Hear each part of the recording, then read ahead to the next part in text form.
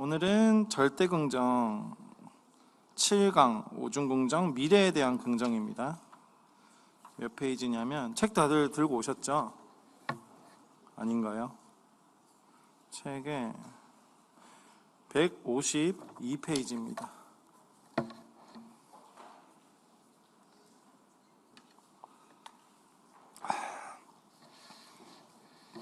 (152페이지) 펴셨죠? 같이 먼저 PPT 첫 번째 거 한번 틀어주시겠어요? 빌립보서 2장 13절 말씀.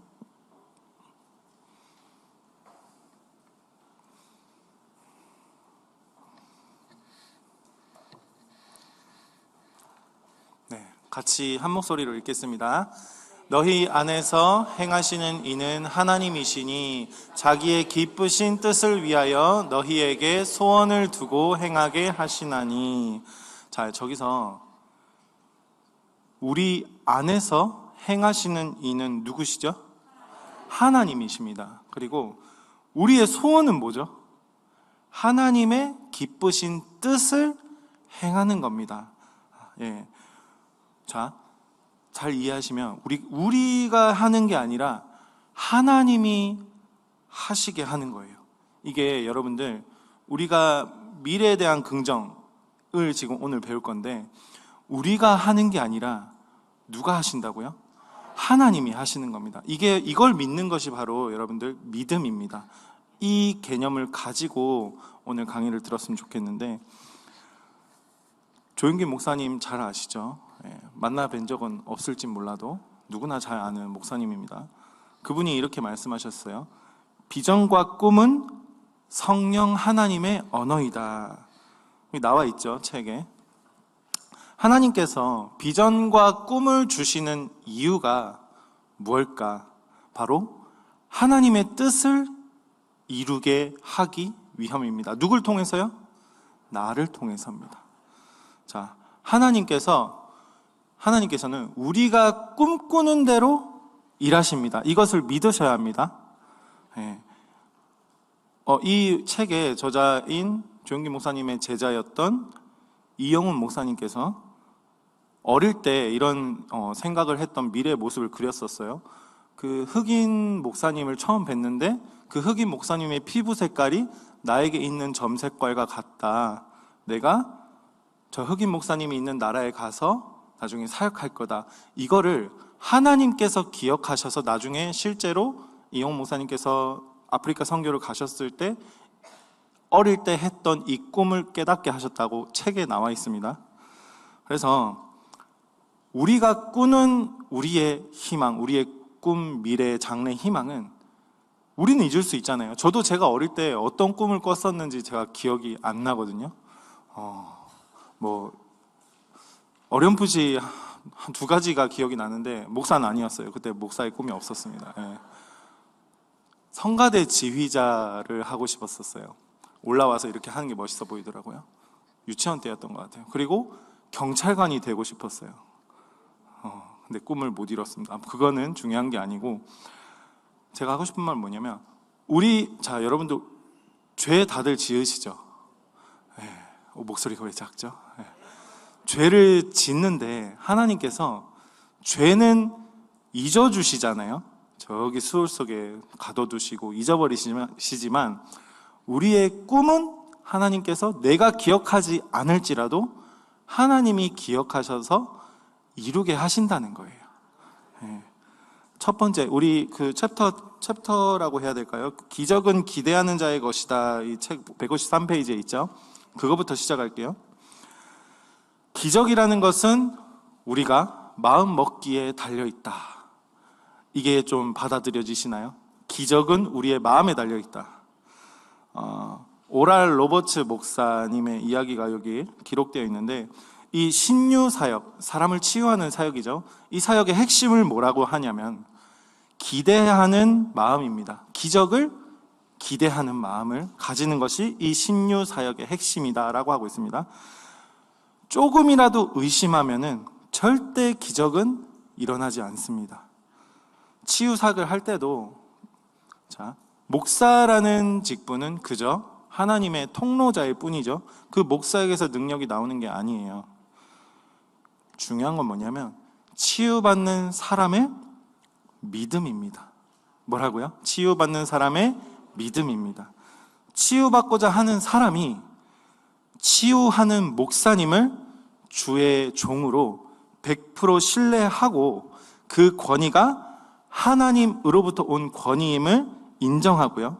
그 다음에 성령님께서 나 자신의 몸을 치유해 줄 것이라는 확신이 있을 때야 비로소 기적, 이 치유의 기적을 경험할 수 있는 거예요. 실제로 여기서 이 치유 사역 넘어갈게요. 네. 제가 치유 사역 했다고는 안 했습니다. 네, 그렇죠. 자, 오늘 묵상하셨죠? 3분 하셨네요. 농담이에요. 오늘 묵상에 회당장 야이로의 딸을 치유하러 가는 예수님의 옷자락을 붙잡은 그 여인, 혈루증을 앓던 여인.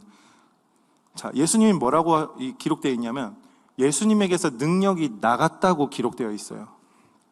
자, 예수님이 직접 치유하지 않으셨잖아요. 그렇죠? 손대고 치유하지 않으셨어요. 그런데 여인이 어떻게 되었죠? 치유가 되었어요. 회복이 되었습니다. 어떻게 했나? 여인의 믿음으로 된 겁니다. 자, 우리는 이 말씀, 내가 치유받을 수 있다라는 것을 우리가 100% 신뢰하고 있는가? 앞으로의 미래, 하나님께서 나를 치유하셔서 하나님이 원하시는, 기뻐하시는 뜻대로 온전하게 내가 사용될 것에 대한 믿음의 확신이 있는가? 이것을 오늘 우리가 계속해서 나에게 물으면서 가야 돼요. 99%도 안 되고요. 100%입니다. 99%와 100%의 차이는 1%지만 천지 차이예요. 동전의 앞뒷면과 마찬가지입니다.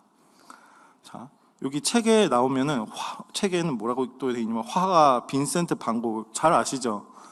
반 고흐도 뭐라고 자기 자신에게 이렇게 얘기했냐면 내가 내 그림이 언젠가는 세상 사람들에게 인정을 받을 것으로 뭐 했습니다? 믿었습니다. 이 사람은 확신을 가지고 있었어요. 믿었던 거예요. 자, 우리에게 한번 적용시켜 볼까요? 저로 따지자면 내 섬김이 언젠가 열매를 맺을 것입니다. 아멘. 저는 확신합니다. 실제로 열매를 맛봤고요. 계속해서 열매를 맛볼 거예요. 저는 이것에 대한 확신이 있어요. 여러분들도 여러분이 하는 사업과 여러분이 하는 일, 가정에서의 어떠한 여러 가지 삶에서 내가 하는 모든 일들을 하나님께서 책임지시고 하나님이 나중에는 그 열매를 맛보게 하실 것이다. 그게 내가 원하는 때가 아니라 하나님이 원하는 때에 될 것이다. 우리는 모르잖아요. 어떻게 될지. 제가 이 자리에 서 있을지 전 몰랐거든요. 10년 전에. 하나님이 하실 것이다 라는 믿음으로 확신감을 가지고 살면은 같은 환경이라도 우리가 그 환경, 내 삶을 대하는 태도와 자세가 달라진다는 겁니다. 자, 그래서 제가 이 섬기고 그 열매를 볼 때 처음부터 그랬던 건 아니에요. 기뻤던 건 아니에요. 처음부터.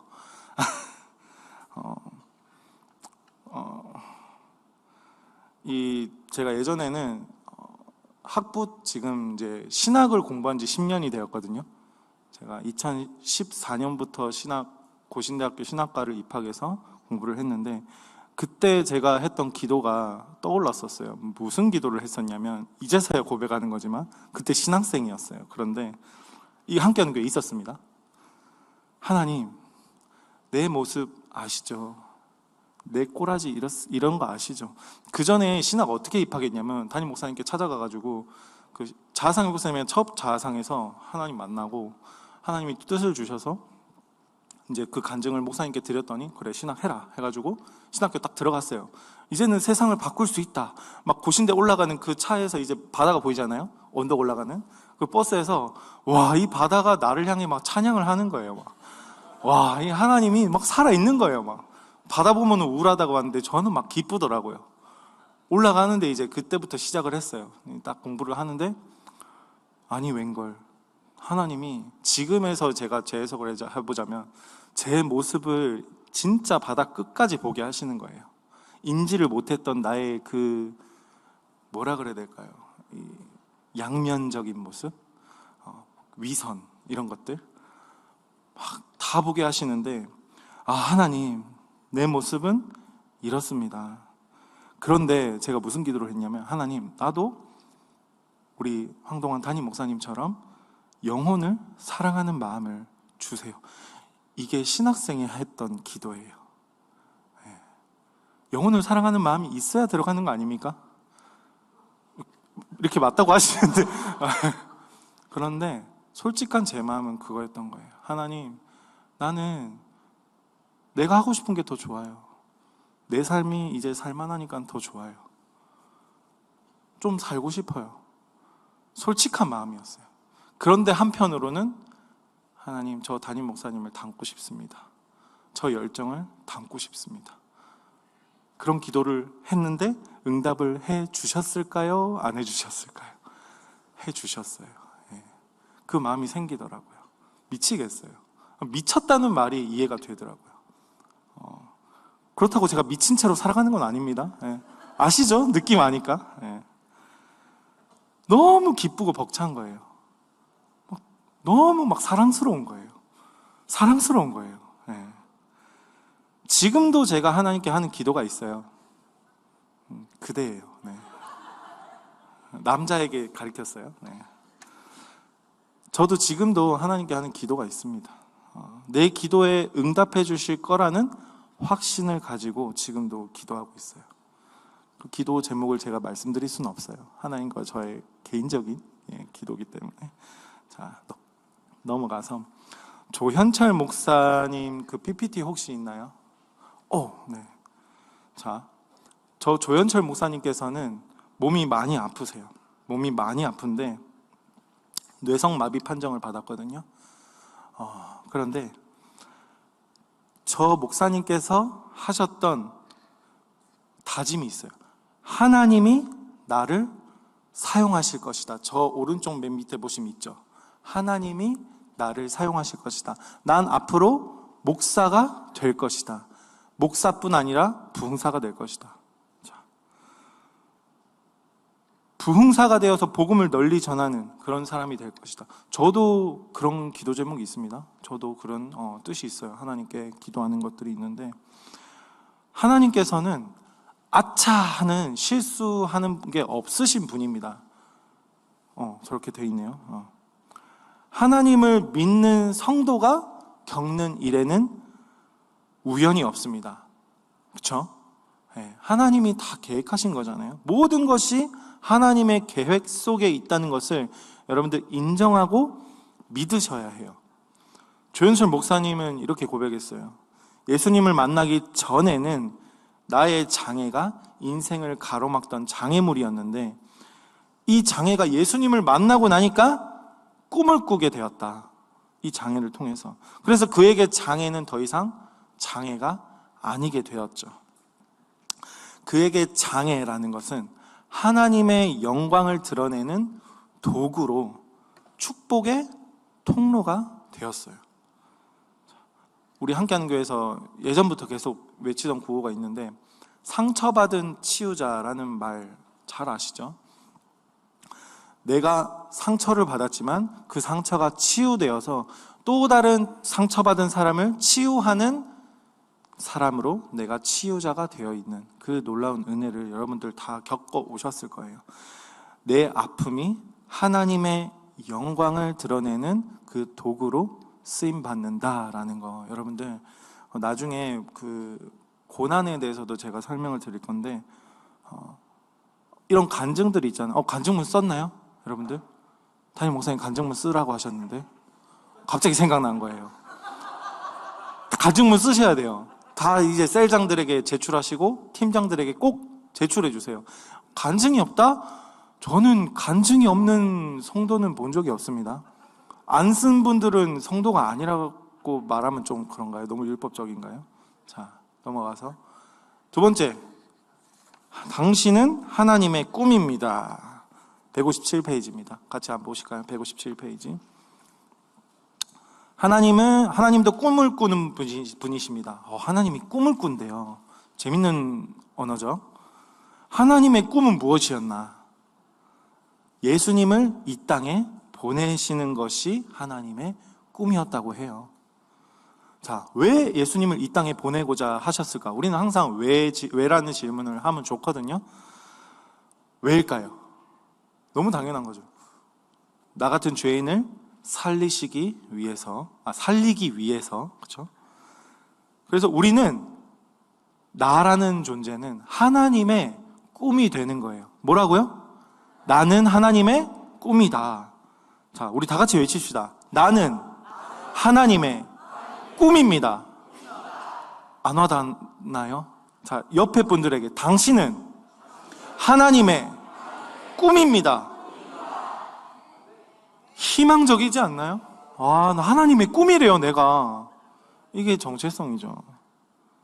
와닿지 않은 분들도 있을 수도 있습니다. 나는 멀쩡한데? 나는 왜? 자, 여러분들, 병원은 누가 가죠? 병자가 가죠. 뭐 의사가 가기도 하는데, 난 의사인데라고 하고 있으면 안 되고요. 내가 병자라고 인정하는 것이 여러분들 죄인임을 인정한다는 거 말씀 많이 들어서 알고 있죠. 그런데 우리가 알고 있지만은 가슴으로 오기가 참 쉽지 않아요. 그렇죠? 직면하긴 싫고, 직면하면 너무 아프고 막 죽고 싶고 집에 나가기 싫고, 그런데 나와야 된다고 하고 막, 그렇죠? 병자에게 병원이 필요하듯이 신자에게는 교회가 필요합니다. 네. 나는 병자입니다 라고 스스로 인정하십니까? 이 태도와 자세가 하나님 앞에서 되지 않으면요, 복음을 절대로 깨달을 수 없습니다. 복음을 깨닫고 나면은 우리 몸에서 나타나는 변화가 있어요. 뭘까 궁금하지 않으세요? 복음을 딱 깨닫고 나면은 몸에서 나타나는 변화가 있습니다. 뭘까요? 눈빛입니다. 뭔가 이렇게 공감을 안 되시나? 복음을 깨닫는 사람은 흐리멍텅했던 눈빛이 또렷해지고 선명해져요. 저 옛날 사진 봐도 제가 저 이 함께하는 교회 이 지을 당시에 막 여기 파기 전에 중간에 와가지고 그 뭐 편지 써가지고 불로 태우는 거, 그 사진 보니까는 애가 흐리멍텅하이 막, 접니다. 그게 바로. 예. 그 흐리멍텅했던 눈빛이 또렷해지고요, 선명해져요. 그래서 이게 목사님들이 좀 이렇게 용하다고 하는 그런 분들 보면 그냥 보면 안다 하잖아요. 눈빛 보고 아는 거예요. 처음 알게 된 사실인가요? 반응이 없으시죠? 네. 이 변화된 사람은요, 하나님이 주신 꿈을 꾸게 됩니다. 변화된 사람은 뭐라고요? 하나님이 주신 꿈을 꾸게 돼요. 약간 이게 좀 멀게 느껴지시나요? 여러분들 다 꾸고 계실걸요? 인지는 못할 뿐이지. 제가 알려드릴게요. 그리스도인은 야망이 아니라 하나님이 주시는 거룩한 꿈을 꾸게 되는데, 우리가 여러분 사랑해 보셨죠? 사랑해 보셨죠? 네. 사랑을 하면은 사랑하는 사람이 원하는 것을 해주고 싶지 않나요? 그쵸. 지금은 아닐지라도, 네. 처음 딱 사랑할 때 다 해주고 싶잖아요. 막 새벽 2시에 전화 걸어도, 아씨, 이게 아니라, 좋아, 이래가지고, 불러주진 않을까? 아닌가요? 저만 그랬나요? 네. 좀 이따 얘기할게요, 그러면은. 네. 좀 더 이야기하다가. 그리스도인은 야망이 아니라 거룩한 꿈을 꾸게 되는데, 어떻게 그 꿈을 꾸게 되나? 영으로 기도하는 거예요. 영으로 어떻게 기도하냐?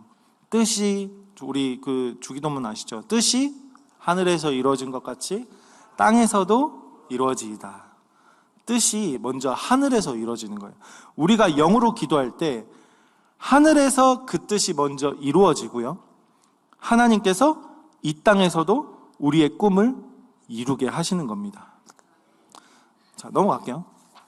3번째, 꿈과 비전은 성령의 표적이다. 이러다가 9시 전에 끝날 것 같은데요.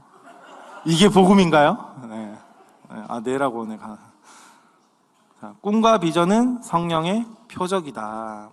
이 말 좀 이해가 되시나요? 꿈과 비전은 성령의 표적이다. 뭐 표적, 화살 뭐 이런 거 어렵잖아요.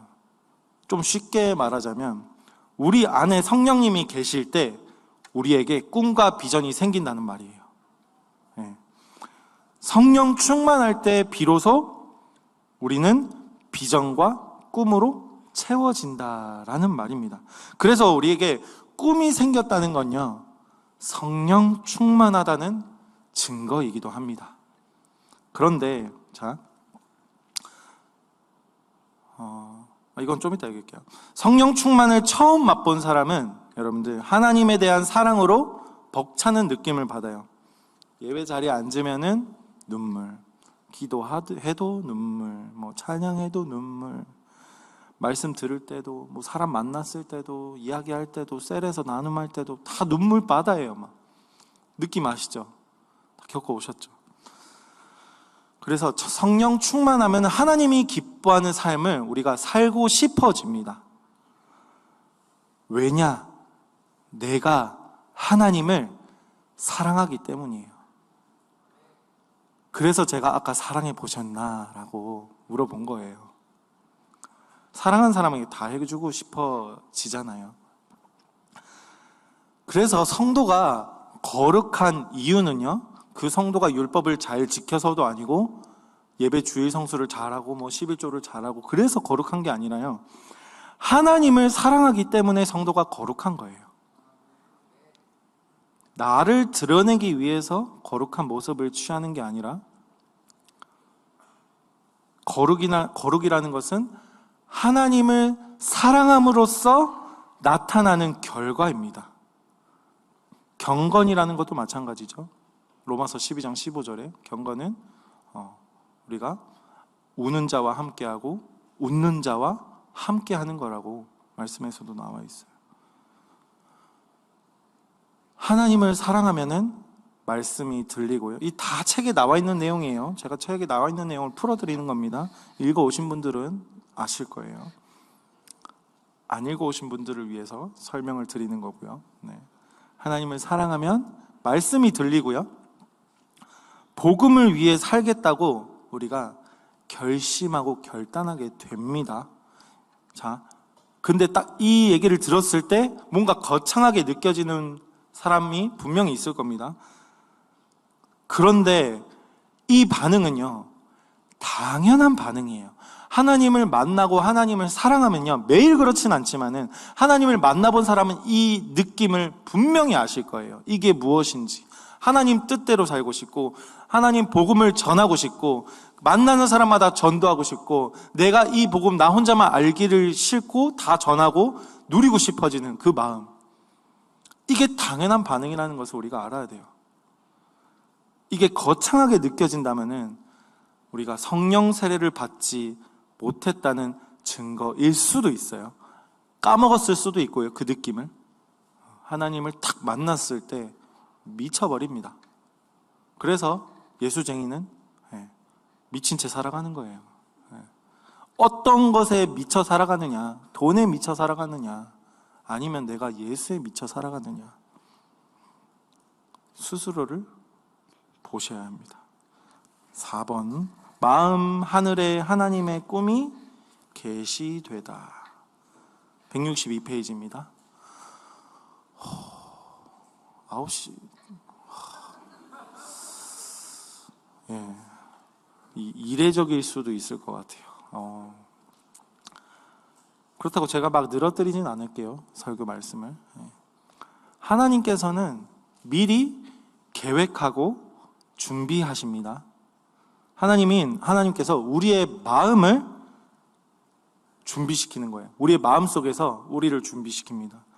자, 저는 어떻게 준비시켰을까? 저는 함께하는 교회 온 지 이제 13년 차가 됩니다. 이 교회에서 제가 아까 말씀드렸죠. 학교에서 이제 신대원 말고 신학교 딱 들어갔을 때 저의 꼬라지를 보게 하셨고, 그럼에도 불구하고 버텨서 지금까지 살아남은 이 기간 동안 훈련을 시키셨어요. 하나님께서 함께하는 교회 프로그램 계속 듣게 하셨고 계속해서 훈련시키셨습니다. 근데 빠르게 지금 13년이라 그랬는데 지금 아직 목사가 안 됐어요. 어떻게 보면 늦다고 할 수 있지만은 저에게는 그 무엇보다 빠릅니다. 박명수는 늦었다고 생각했을 때 가장 늦었다라고 하지만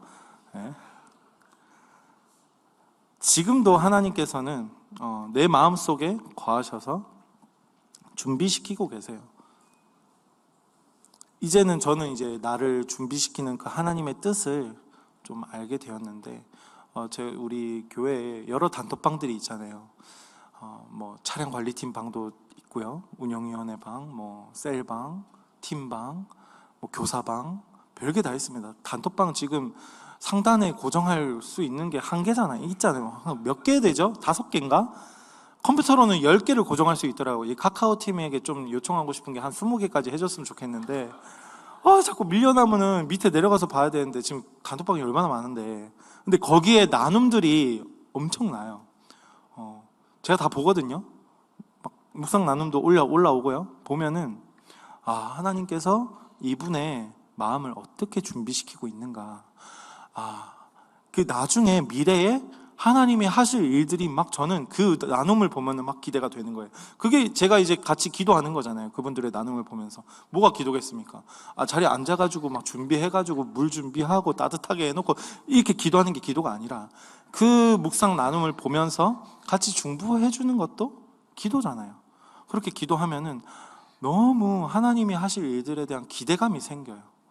이분의 솔직한 나눔, 이분의 그 삶에서 얼마나 고난을 겪고 있는지, 얼마나 역동이 일어나고 있는지 보면은 하나님 참 감사합니다. 그에게 고난을 주시든 뭘 주시든 간에 하나님의 생각으로 해석할 수 있는 이 믿음을 주셔서 너무 감사합니다라는 마음이 저는 드는 거예요. 그래서 볼 때마다 막 미소 짓게 되고요. 저 단 한 명도 제가 막 인상 쓰고 대하는 사람 없거든요. 저는 혹시 제가 인상 쓰고 대했던 분이 있으면 저렇게 와서 웃어주세요 해주세요. 제가 막 웃어드릴게요. 뭐 살이 쪄가지고 웃으면 막 이렇게 동그래지는데 아무튼 나를 준비시키는 하나님. 여러분들도 한번 생각해 보셨으면 좋겠어요. 하나님이 나를 어떻게 준비시키는가. 넘어가서 꿈은 영의 언어라고 합니다. 영으로 기도할 때 활성화가 돼요. 우리가 하나님의 뜻을 갈망하면 하나님께서 우리에게 말을 걸어오세요. 여러분들 기도할 때 하나님과 대화하시죠? 이렇게 얘기하면은 또 헷갈려가지고 이 함께하는 교회 고신인데 말을 한다고? 대화를 한다고?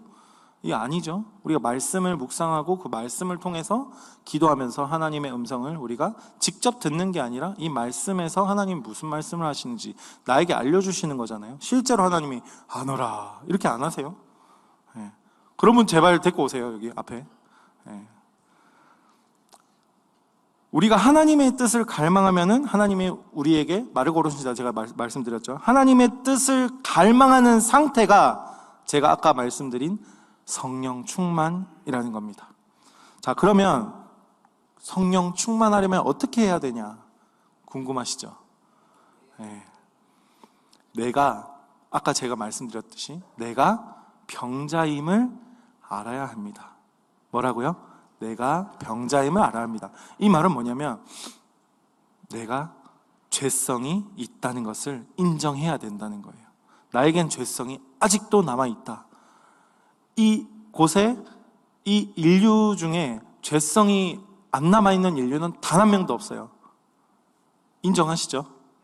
죽을 때까지 죄성을 함께 같이 살아가는 거예요. 내가 내 뜻대로 하고 싶은 마음과 하나님 뜻대로 하고 싶은 마음이 같이 있다는 것을 사도 바울이 로마서 7장에서 고백을 했습니다. 우리도 마찬가지예요. 내가 예수 그리스도를 믿고 십자가의 그 부활을 믿더라도 구원을 받았더라도 이 땅에서 내 죄성과 싸워가야 되는 것은 죽을 때까지예요. 변함이 없습니다. 그래서 우리가 매일매일 하나님과 동행해야 되는 이유도 바로 거기에 있죠. 나에게 병원이 필요하다는 것을 깨닫고 인정해야 된다고 제가 말씀드렸습니다. 병자에게 병원이 필요하듯이 제가 아까 뭐라 그랬죠? 신자에게는 교회가 필요하다는 것을 인정하셔야 돼요. 내가 교회가 필요 없다라고 하면 신자가 아닙니다. 성도가 아니에요. 성도에게 교회가 필요하다는 것을 나 자신 스스로가 깨닫고 인정해야 됩니다.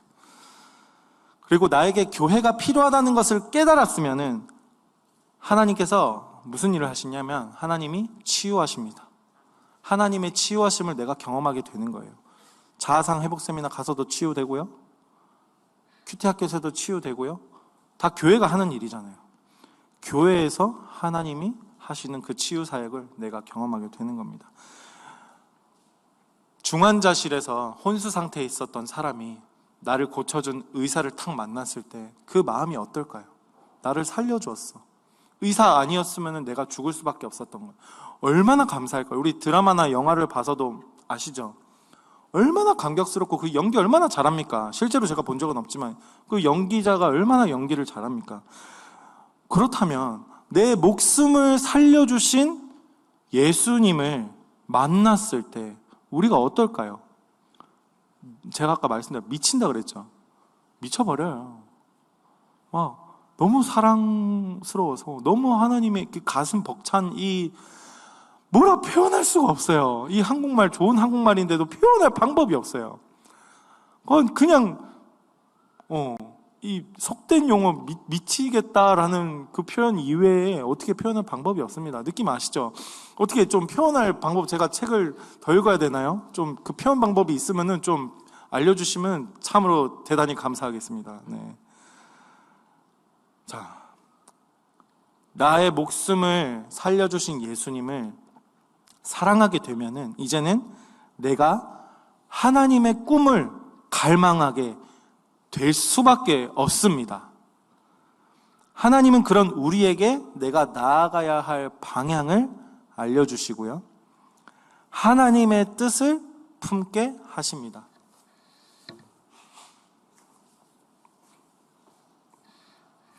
그래서 기도에 하늘의 뜻이 하늘에서 이루어진 것 같이 땅에서도 이루어지다. 이 기도가 내 기도가 되는 겁니다. 넘어가서 고난과 꿈은 친구다. 이게 7번까지인데 5번입니다. 네. 할렐루야. 나눔을 풍성히 하세요. 네. 고난.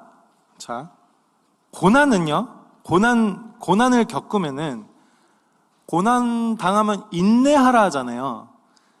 인내에는 가로 열고 뭐가 있냐면요. 겸손이 있습니다. 뭐가 있다고요? 겸손이 있습니다. 네. 인내와 겸손은 같이 가는 거예요. 인내할 때, 인내하고 나서 나는 인내했다. 이게 뭐냐면 내 의예요. 근데 인내하면서 하나님이 나에게 주신 것이구나. 나를 더 엎드리라고 하시는구나. 이 인내의 연단의 과정. 그러고 나서 이제 믿음으로 나아가는 겁니다.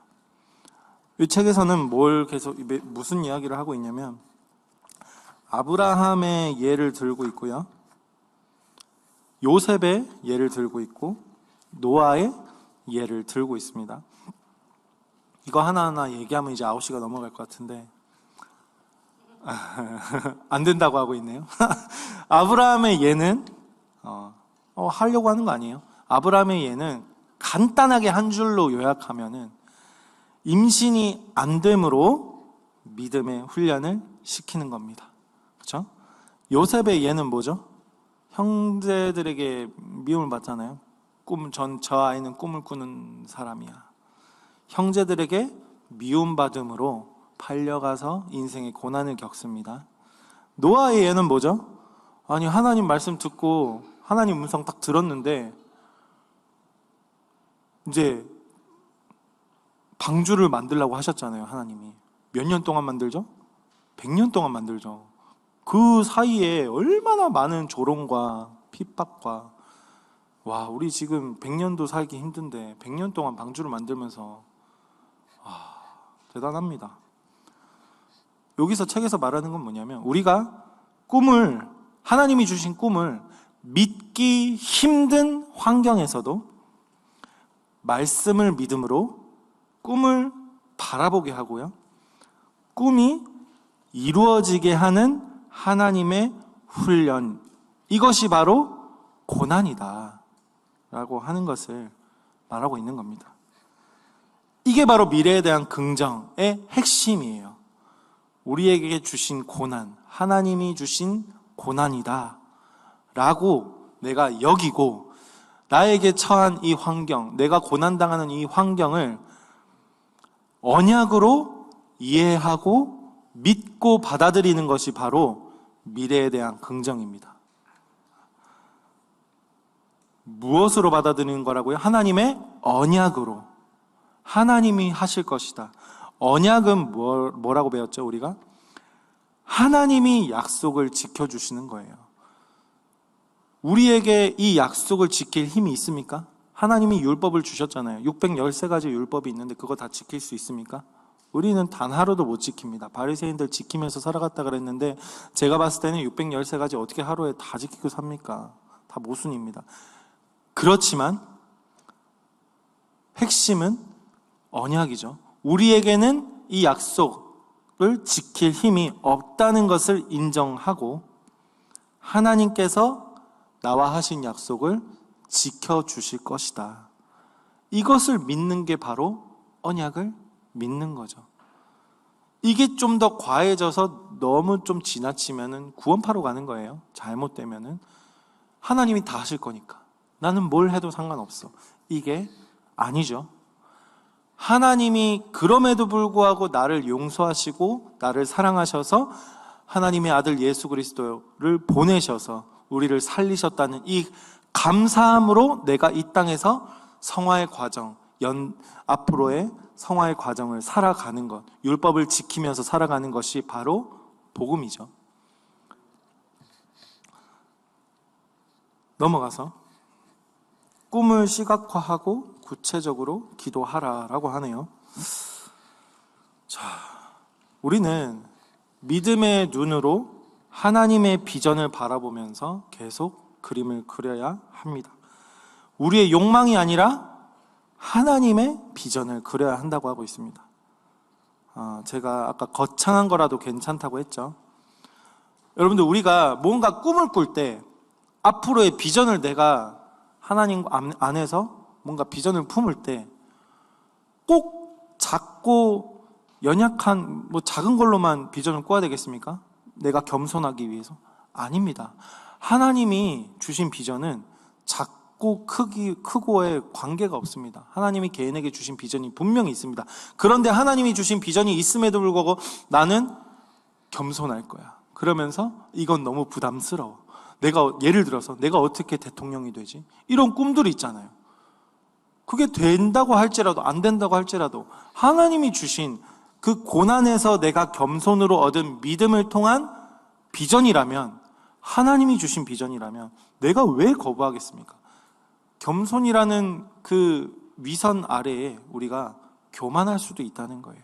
하나님이 주신 비전을 우리가 그려야 될 줄 알아야 되는데, 제가 거창한 거라도 괜찮다 그랬어요. 예를 들어서 경훈이가 앞으로 뭐가 되고 싶어요? 아빠가 되고 싶죠? 그렇잖아요. 네. 아빠가 되고 싶습니다. 멋진 아빠가 되고 싶습니다. 아이를 많이 낳아서 아브라함의 주신 복을 나에게 주시옵소서. 아멘 하셔야죠. 아브라함에게 주신 땅도 나에게 주시옵소서. 아멘이 작습니다. 네. 이제 관계가 돼 있으니까 이렇게 할 수 있는 건데, 이런 거창한 거라도 하나님 안에서 꿈을 품는다면 하나님이 이뻐하지 않으시겠어요? 하나님 안에서 우리 다 어린아이고 자녀인데,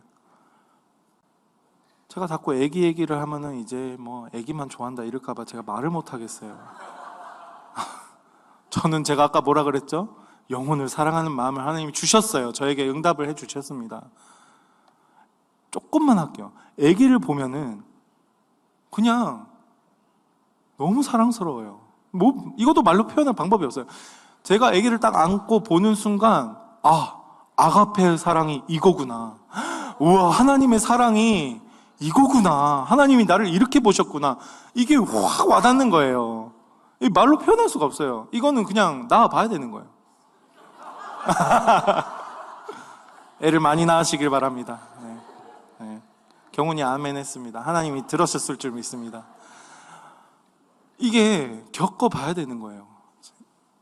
참. 그래서 우리가 꿈을 품을 때 하나님과의 관계 안에서 하나님이 나를 사랑하기 때문에 내가 어떤 꿈을 품던 하나님은 아이고 이쁘다. 똥도 싸도 이뻐해요. 청년분들에게 제가 뭐라 그랬죠? 똥 싸세요 했어요. 주일 3부 예배 때. 1, 2부 같은 본문이었는데 1, 2부랑 다르게 3부 때는 그 말이 나오더라고요. 하나님 안에서 똥 싸세요. 왜 똥을 내가 스스로 치우려고 합니까? 애긴데. 기가 막히죠? 치워집니까? 손이 더 묻히지. 그럼 누가 치웁니까? 하나님이 치웁니까? 아닙니다. 리더들이 치우지. 네. 내가 똥 쌀 때는 바로 팍 싸야 돼. 기저귀 안에다 싸야지. 어디 가서 기저귀 벗었을 때 갑자기 똥 싸고 오줌 싸면은 부모 입장에서는 곤란하거든요. 그러니까 순종하는 것이 기저귀를 채워줄 때 그 안에 싸는 게 순종하는 거예요. 이런 이제 해석이 되더라고요. 아무튼 우리가 하나님 안에서 어떤 것을 해도 좋아요. 하나님과의 관계잖아요. 내가 뭐 히틀러 같은 사람 이런 건 아니고 어떤 비전을 품던 어떤 꿈을 꾸던 괜찮다는 말이에요. 그게 하나님 안에서 고난을 통해 인내를 겪고 그 안에 겸손으로 믿음이 생기고 난 후에 하나님이 주신 비전으로 품는 그 꿈은 어떤 거든 괜찮다는 말입니다. 그래서 하나님께서 아브라함에게 수많은 별들을 통해 그리고 땅을 보여주시면서 너의 자녀와 너가 가질 땅이 다 이럴 것이다. 경훈 알겠지? 그렇게 보여주셨던 것처럼 하나님이 주시는 비전은 우리가 생각하는 것보다 훨씬 더 큰 비전이라는 거예요. 그런데 그 전에 우리가 품는 마음의 방향이 바뀌어야겠죠? 제가 아까 뭐라 그랬죠? 이거 계속 강조하는 거 이유가 있죠? 헷갈리시면 안 돼요. 고난이 있고 인내, 그것에 겸손이 있고 그 다음에 믿음이 있을 때 하나님이 주시는 비전을 품어야 그 꿈이 온전히 하나님의 비전일 수 있다는 거예요. 내 뜻이 아니라 하나님의 뜻이라는 거죠. 고난을 통해 인내, 가로 열고 겸손, 가로 닫고 믿음입니다. 꼭 기억하셔야 돼요. 이 인생의 방향이 정확하게 결정되었을 때 하나님은 우리에게 큰 비전과 큰 꿈도 꾸게 하신다는 겁니다. 그런데 여러분들 고난이 있었더라도 내 인생이 재해석이 되어서 겸손을 알게 되었더라도요, 제가 우리에게는 뭐가 있다 그랬죠? 죄성이 있다 그랬습니다. 우리가 지속적이게 매일매일 주님과 동행하지 않으면요, 우리의 죄성은 스물스물 올라오게 됩니다. 자, 여러분들 하나님께서 주신 믿음으로 우리가 이 교회에서 사역하면서 훈련받으면서 신앙생활 할 때 이렇게 올라가잖아요. 올라가다가 살짝 내려가고 또 올라가다가 조금 더 내려가고, 그렇죠? 이게 계속 올라갑니다. 그러다가 딱 멈춰요. 멈추면은 내 처음 믿음과 그 멈췄던 믿음, 거기서 쭉 갈 거라고 생각하시죠? 절대 아닙니다. 멈추면요, 쭉 떨어져서 예전으로 그대로 돌아갑니다. 그보다 더 내려갈 수도 있어요. 왜? 알기 때문에 더 내려갈 수도 있는 거예요. 도태된다고 하죠. 내가 하나님과 동행하지 않으면은, 매일매일 동행하지 않으면은 금세 내 의가 하나님의 자리를 올라와서 탁 앉아 있어요. 그거를 이제 말씀 묵상 나눔하면서 어디 뭐 자아상 가거나 뭐 어디 가가 큐티 학교 다시 들으면서 막 탁 깨닫죠. 그러면 쭉 이러잖아요. 죽여 주시옵소서 이러면서 계속 그걸 겪어 나가는 겁니다. 올바른 방향이 딱 이렇게 세워진 성도는요, 이제 꿈을 시각화하고요, 구체적으로 기도해야 돼요. 이 책에서 나와 있어요. 오늘 이번 몇 번째죠? 6번째 주제죠. 꿈을 시각화하고 구체적으로 기도해야 된다. 이 책에 나와 있듯이 여기 보면 팜 론토스라는 인물의 예를 들면은 자기에 대한 긍정을 미래에 적용합니다. 그렇죠? 자기 자신을 긍정하는 것을 미래의 나 자신으로 이어서 적용합니다. 자신이 미래에 어떤 인물이 될지에 대해서 계속 이미지화 시키는 거예요. 잘생긴 얼굴을 갖다 붙이고 나처럼 이렇게 여기고, 네, 계속 이미지화 시키는 거죠. 뭐 자기 체면과도 같을 수 있는데, 뭐 누구는 나르시즘이라고도 한다고 하지만은 건강하게 내 그 자아 존중감을 높이는 거는 저는 좋다고 봅니다. 이 훈련법이 실제로 효과가 있는데, 여기 책에 보시면은 여기 되게 감명 깊었어요. 167페이지 두 번째 단락에 무려 20kg나 감량할 수 있었다고 해요. 제가 여기다 아멘 크크 해놨는데, 나도 이 트레이닝을 좀 해야 될 것 같아요. 제가 함께하는 교회 딱 왔을 때 76kg였거든요. 근데 제가 요즘 몸무게를 재보면은 97kg입니다. 그래, 안 보이세요? 네. 자, 여기 확 이렇게 집중이 되네요. 재밌네요. 꿈을 이루기 위해서 여러분들 노트에 좀 적고 기도하는 것도 하나의 방법이에요. 저도 이제 휴대폰에 노트, 이제 갤럭시 노트 탁 해가지고 항상 기도 제목 탁 치면은 쫙 있거든요. 뭐 누구의 원하는 기도 제목도 있고 저의 개인 기도 제목도 있는데, 뭐 기도 제목 간단한 거 있잖아요. 오늘 뭐 건강하게 해주세요, 이런 것도 기도 제목이 될 수도 있고, 뭐 아무튼. 근데 이 기도를 종교 행위로 여기고 이 종교 의식으로 여기는 사람들이 간혹 가다가 있어요. 어떤 사람들이냐면 나를 위해 기도하지 않는 사람들이에요. 그런 분들 있죠. 뭐 항상 나를 위해 기도하라는 말, 남을 위해 기도하라 하지 말라, 이런 말이 아니라 나를 위해 기도하지 못하는 외식하는 자들이 있어요. 하나님, 뭐 남을 위해서 항상 하나님께 뭐 뭔가 큰 뜻을 위해, 근데 내가 이룰 수 있는 건 아니야. 뭔가 뜬구름 잡는 그런. 근데 자, 조금만 생각해 보면 하나님이 예수님을 이 땅에 왜 보내셨죠? 나를 살리기 위해서잖아요. 그렇죠? 나 한 사람 한 사람이 모이면은 공동체가 되고, 그 공동체가 모여서 인류가 되는 거잖아요. 예수님께서 하나님이 선택한 백성을 살리기 위해 예수님이 오셨는데, 하나님은 나를 선택하셨고 내가 잘 되길 바라세요. 우리가 그래서 기도하실 때 나를 위해 기도하는 거를 절대 뭔가 잘못됐다고 생각할 필요가 없습니다. 날 위해 기도해야죠. 날 위해도 기도해야 내가 잘 돼야 내가 누구를 섬길 수 있을 거 아닙니까? 뭐 항상 그 교회는 역설적으로 생각해야 됩니까? 아니에요. 내가 잘 되지 않아도 섬길 수 있다, 이거는 뭐 그렇게 생각할 수도 있지만은 하나님 절대 항상 그런 식으로 기적을 베푸지 않으세요. 하나님께서 여유가 있어야 남도 섬길 수 있죠. 하나님 나에게 복 주세요 하는 거 어렵게 이상한 거 아니에요. 아이가 우리가 엄마 아빠한테 돈 없을 때 돈 달라 하잖아요. 안 주죠. 하나님께서 부모님인데 이 관계거든요. 하나님과의 이 나와 관계거든요. 이 혈류증 앓던 여인도 이렇게 믿음으로 다 이렇게 반응하니까 예수님이 뭐라 하냐면은 딸아라고 그래요. 딸이래요. 그 믿음을 보시고 딸이라 하는 거예요.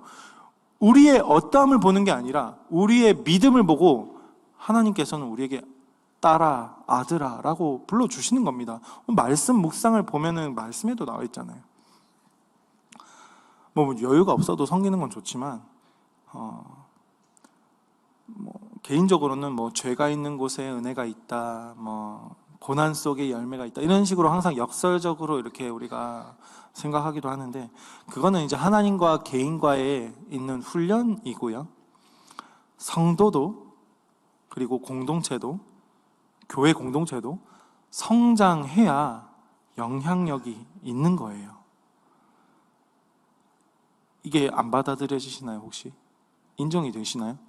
함께하는 교회가 이제 전도의 방향으로 가잖아요. 그렇죠? 전도의 방향으로 나아가는 이유도 결국에는 뭐냐면 하나님 나라의 확장을 위한 것이지 함께하는 교회 개인의 유익을 위한 것이 아닙니다. 이걸 좀 이해하셔야 되는데, 이 원리를 알지 못하고 전도에만 매진하는 것이 마치 교회가 세속화되었다, 타락했다 이렇게 여긴다면은, 만약에 그렇게 조금이라도 생각한 분이 있으면은 제발 그 하나님이 은혜를 주셔서 큐티 학교를 다시 듣도록 이렇게 마음을 주셨으면 좋겠어요. 만약에 그런 분들이 있다면 좀 큐티 학교 다시 듣는 걸 적극적으로 추천드립니다. 혹시나 이걸 듣는 분들 중에 그런 분들이 계시다면, 여기 앉아 계신 분은 한 명도 없는 것 같아요. 저기 뒤에 잘 안 보이는데, 아무튼 다시 돌아와서 우리가 꿈을 시각화하고 구체적으로 기도하는 방법 중 하나가 제가 메모하는 거라 그랬죠. 작은 기도 제목만이라도 좋아요. 성령 충만을 주세요, 뭐 건강을 주세요, 하나님 나에게 11조 10만 원 100만 원을 하는, 그건 너무 큰가요? 11조 만 원을 더하는 기적을 보여주세요, 하나님 주세요. 이런 간단한 기도 제목을 막 기록해 보세요. 기록해 보시고 연말에 체크해 보는 거예요. 연말에 하나하나 보면서 뭐가 이루어졌지? 그러면 이렇게 동그라미 하고. 기도 제목이 많으면 많을수록 응답이 많아지는 거잖아요. 여기 보면 막 80개까지도 적어놨다 그러는데, 기도 응답의 경험만큼 확실한 신앙 성숙의 경험도 없습니다. 그렇죠? 마지막입니다.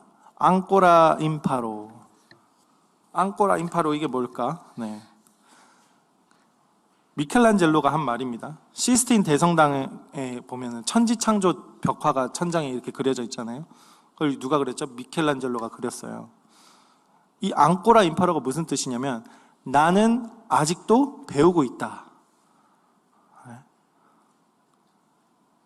그 캡틴 아메리카 그랬죠. 뭐라 그랬죠? 나는 멈추지 않는다 그랬나요? 아무튼 또 누가 그랬죠? I'm still hungry 이랬잖아요. 마찬가지로 나는 아직도 배우고 있다. I'm still hungry. 나는 배움에 목마르다. 하나님의 꿈을 이루려면 여러분들 실력을 쌓아야 되는데, 여기서 필요한 것이 뭐라고 하고 있냐면 겸손이라고 하고 있습니다. 겸손은 뭐냐면 배우려고 하는 자세예요. 뭐라고요? 배우려고 하는 자세. 지도자가 되려면요, 여러분들 평생 배우셔야 됩니다. 자, 지도자 하시겠습니까? 아멘. 저도 계속 배우고 있어요. 자상 회복 세미나 계속 가고 있고, 소그룹 훈련 이제 또 하나 신청했습니다. 그리고 바이블기 강의를 하는 것도 저에게는 훈련이 되겠죠. 목요 저녁반입니다. 그리고 이번 3월에 이제 교회 소그룹이 다 열리잖아요. 제가 또 셀라 봤어요. 또 20개가 넘어가더라고요. 와, 대단합니다. 그 중에 1개 정도는 들어야 되지 않겠습니까? 1개 정도 훈련 받읍시다. 훈련 받고 계시는 분들이 앉아 있어서 1개 정도 어디를 쳐다봐야 되지? 1개 정도 훈련 받읍시다. 이거 저거 맞나요? 지금 제가 제대로 보고 있나요? 1개 훈련 받읍시다. 1개. 적용하기. 여기서 가장 효과적인 방법이 독서라고 하고 있어요. 우리 담임 목사님 방에 가보신 분들은 알겠지만, 책이 완전 도서관이잖아요. 무슨 그 책을 이제 옛날에는 자꾸 빌려줬었나 봐요. 근데 목사님 책 읽으시면 이렇게 저도 그렇고 표시를 해놓거든요. 근데 빌려주면 안 줘요. 저도 한번 빌려줬다가 아직도 못 받은 게 있어요. 예. 누군지도 알고 있는데 말을 못 하겠어. 진짜 이 그렇더라고요. 말을 못 하겠어.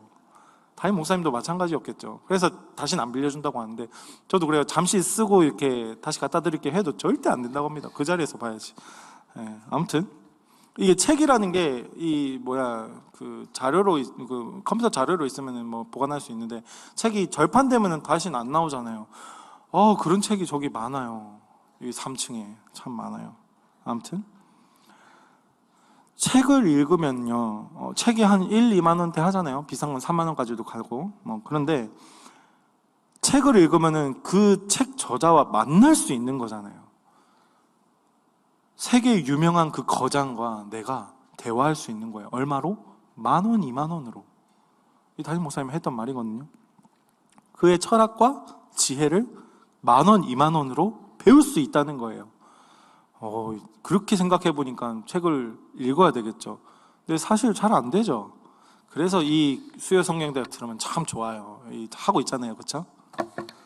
여기서 책에서 말하는 건 또 뭐냐면 마쓰시다 고노스케, 원래 마스가 아니라 마츠시다 고노스케인데 기업가로 성공한 이 비결 3가지를 제시하고 있습니다. 첫 번째 뭐였냐면 가난입니다.